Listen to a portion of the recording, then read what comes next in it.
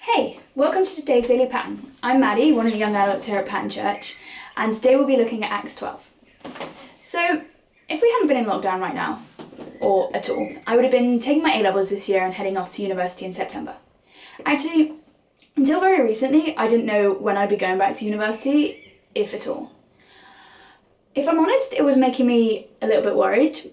I knew that I would know at some point whether it was really soon or literally just before we were due to go back.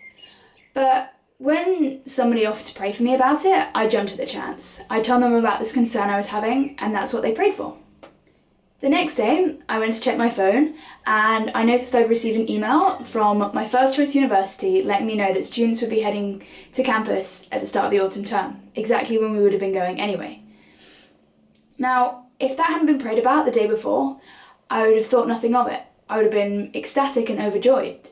But in that moment, I knew that it was the work of God. Nothing amazingly miraculous, but I could still trust that it was Him. Similarly, what stood out to me in the passage was how almost unmiraculous Peter's escape was. The church had been earnestly praying for him, and then with the assistance of an angel, he simply walked out of prison. It even took him an entire street for it to dawn on him that God had set him free. To me, this says that even in the Bible, where the most amazing miracles happen, it didn't always have to be a miracle for it to be the work of God. Something else that really caught my attention happens later in the passage. Peter heads to their house with the people that were praying for him, but when he knocks on the door, nobody believes it's actually him. We know, and Peter knows, that God set him free, but the church couldn't believe in an answer to prayer when it was literally staring them in the face.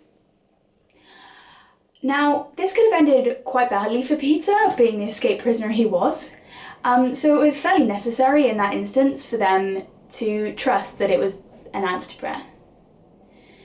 Now, not all our prayers will be this life-threateningly dangerous, but we should still trust when we think we see an answer to prayer that it is the work of God. So the main points I want you to take away from this are: not all answers to prayer are miraculous, but you should still trust that it is the work of God. So keep praying, keep believing in prayer, and keep trusting in your answers to prayer.